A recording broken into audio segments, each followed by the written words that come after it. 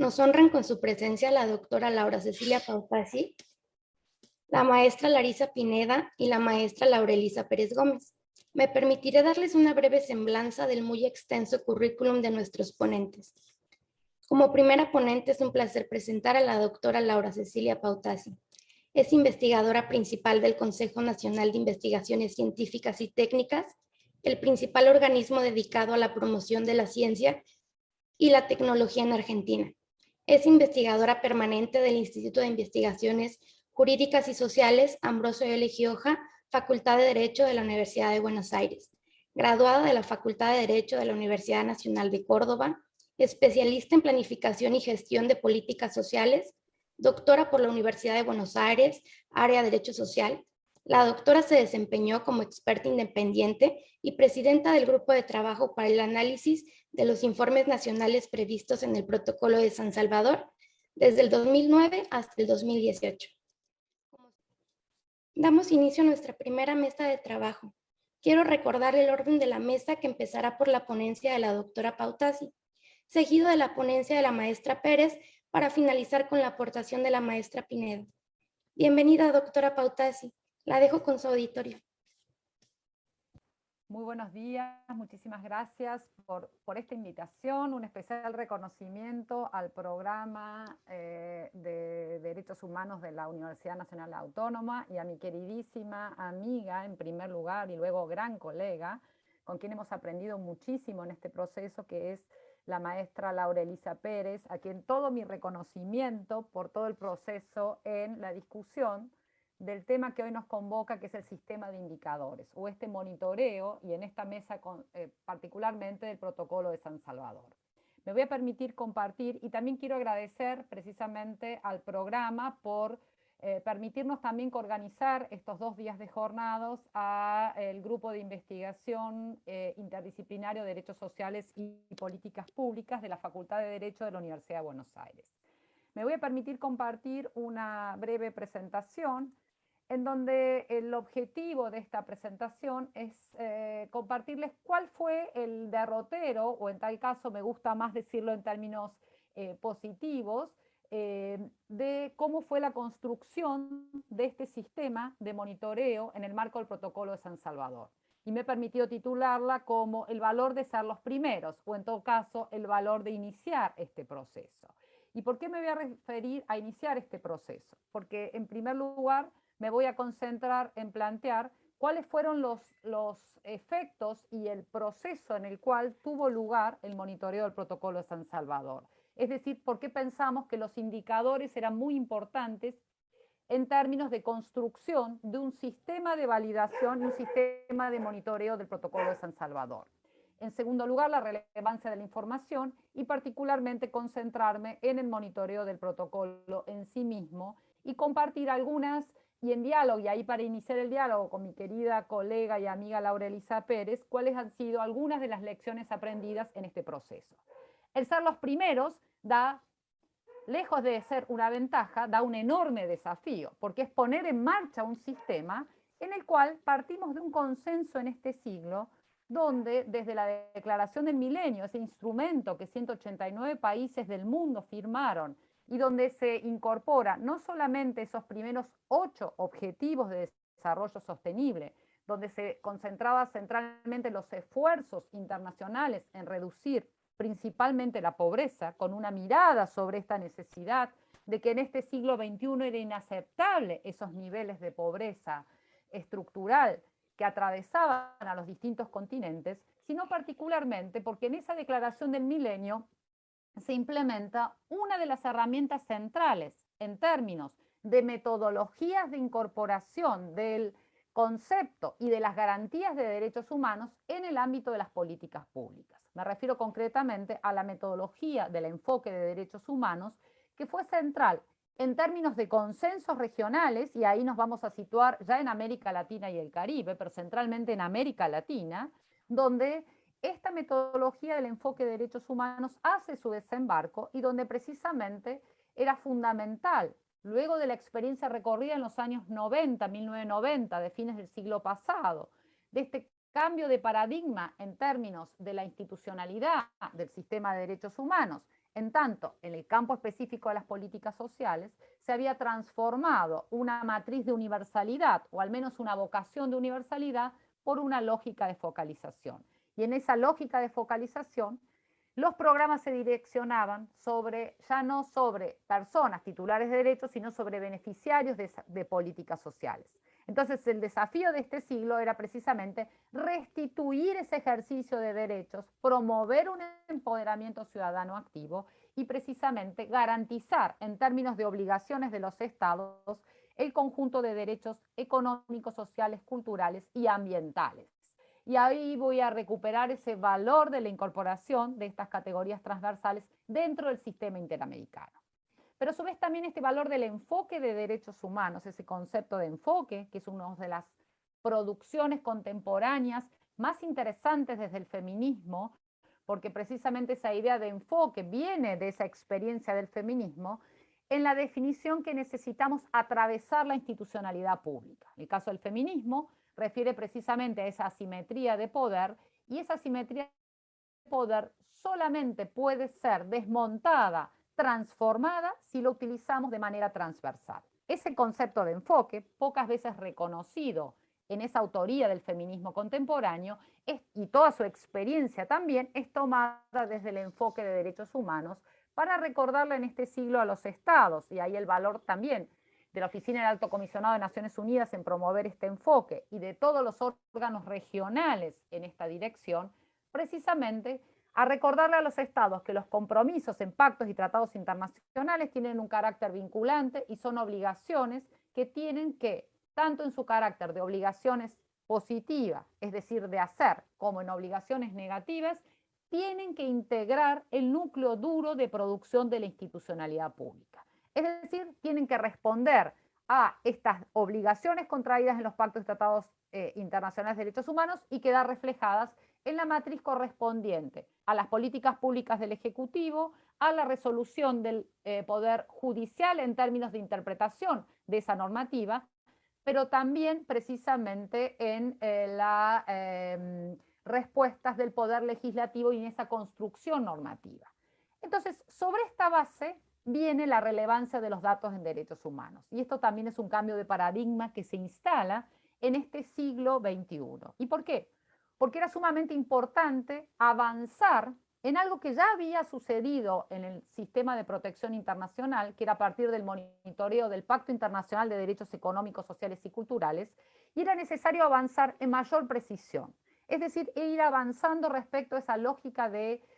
informes de los países, junto con las recomendaciones de este gran órgano que es el mecanismo del Comité del Pacto Internacional de Derechos Económicos, Sociales y Culturales, precisamente en avanzar en la producción empírica, es decir, en la relevancia de los datos en derechos humanos. Y ahí comienza un proceso de construcción que se da casi, diríamos, en simultáneo entre una producción académica y esta retroalimentación que hace la academia respecto a estos órganos de decisión, a la labor que realizaron dentro del sistema gran parte de los expertos y expertas del sistema de Naciones Unidas, y ahí reconocer el valor de los aportes de Paul Hunt, experto en el sistema experto en Derecho a la Salud de Naciones Unidas, y empezar también con una demanda de la sociedad civil que había que ampliar el nivel de demanda hacia los estados respecto al cumplimiento de estas obligaciones. Es así como este sistema de indicadores que avanza en una producción académica, pero también en múltiples críticas respecto a si era posible avanzar en la medición de derechos, si los indicadores eran relevantes, si se le podía poner dato, estadística a los derechos, se fue generando este proceso en el marco también de una debilidad de lo que eran los sistemas de información. Es decir, esos informes nacionales que los países iban presentando cada vez marcaban más debilidades en esta experiencia recorrida por el Comité DES, en tanto, muchas veces las fuentes de información en la cual fundamentaban su evaluación al sistema los países eran fuentes que tenían o muchas décadas o mucho tiempo transcurrido, y por lo tanto se producía un desajuste entre el momento que se producía la evaluación y la información que presentaban los estados. En paralelo, en este sistema, además de la importancia y la relevancia que se va legitimando, y este creo que es el punto que quiero subrayar respecto a la necesidad de los informes, y los múltiples beneficios que tiene, se produce el proceso de implementación respecto al monitoreo del protocolo de San Salvador. ¿Qué quiero señalar aquí? El protocolo de San Salvador, que se consagra y que se aprueba en la ciudad de San Salvador, y de allí le debe su nombre, que es precisamente el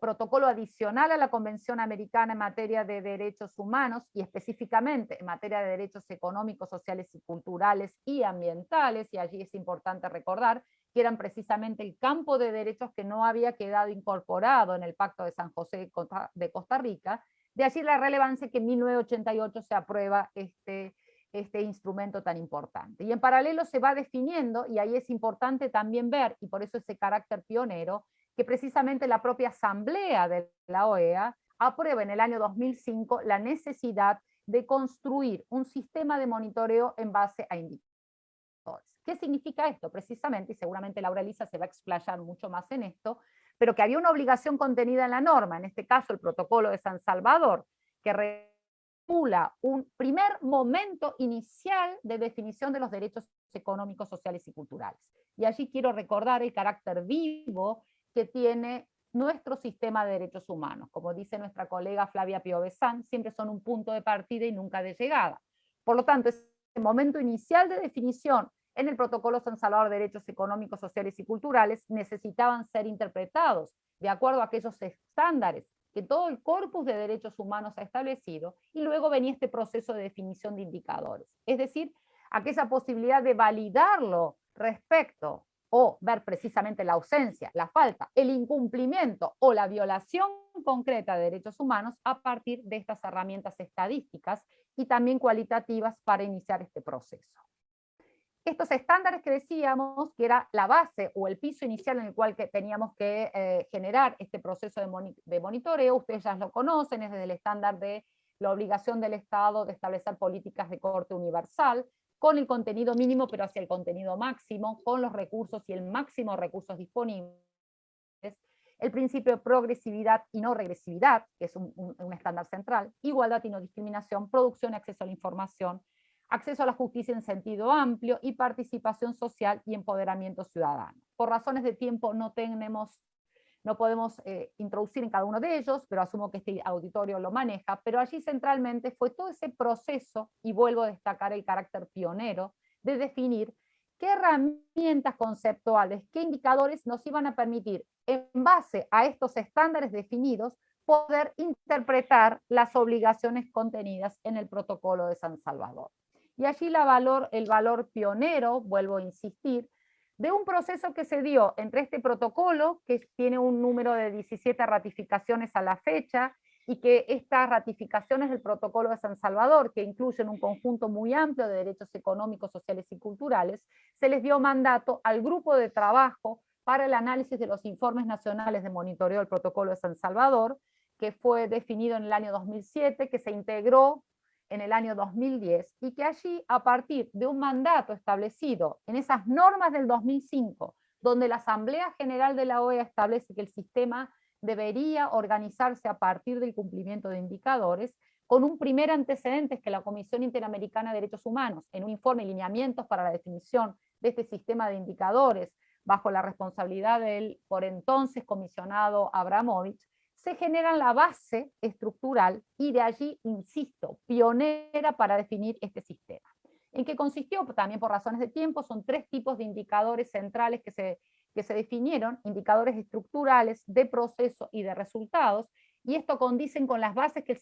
sistema de protección universal también habían dado, y de allí posteriormente esta definición se hace desde el 2008, empieza la OEA, hasta el 2011 que se aprueba, y en el 2012 se aprueban, y cumplimos un aniversario este año de la aprobación del primer set de indicadores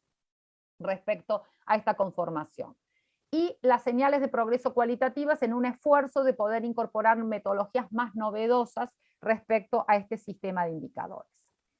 Los estructurales precisamente van al núcleo duro de los estados y de cómo han cumplido sus obligaciones en campo de la ratificación respecto al aparato institucional y a la forma de organización para dar cumplimiento a sus obligaciones. Lo de proceso es precisamente aquellas acciones y aquellas medidas que los estados están tomando para garantizar en términos de cobertura, de alcance, de universalidad. Volvemos allí a esos estándares interpretativos. Y finalmente, aquellos indicadores sumamente importantes de resultado, pero no excluyentes, y por eso son matrices que se van a leer interdependientemente, porque ese es el mandato que tienen los estados: garantizar de manera interdependiente derechos civiles, políticos, económicos, sociales y culturales. Esta matriz se incorporaba con estas señales de progreso. ¿Y cuál era la idea de incorporar información cualitativa? Quizás, y esta es también la contracara de ser los pioneros, no totalmente precisas, no totalmente definidas, pero siempre miradas como un proceso en construcción, y la idea de las señales de progreso cualitativas era precisamente interpelar a los sujetos titulares de derechos, preguntarles si estaban precisamente conformes con la manera de satisfacción, entre otras razones, de los derechos económicos, sociales y culturales. Estos indicadores, y por razones de tiempo me quedan creo que 2 minutos, teníamos varias transversales para ajustar este proceso de recepción del derecho, del contexto financiero, y el sistema diseñado para el monitoreo del protocolo de San Salvador precisamente pone una mirada muy fuerte sobre los compromisos presupuestarios de los estados. Esto que es central en términos de obligaciones positivas. Luego las capacidades estatales, como es la distribución del poder del Estado para dar cuenta del cumplimiento de sus obligaciones, junto con igualdad y no discriminación, con el acceso a la justicia y con ese gran campo de producción de la información junto con el empoderamiento ciudadano. Lo que decía al inicio, este siglo nos posicionamos respecto a devolverles el ejercicio de derechos a cada uno de los titulares. Esto quedó esta matriz compleja que seguramente también Laura Elisa nos va a poner con su capacidad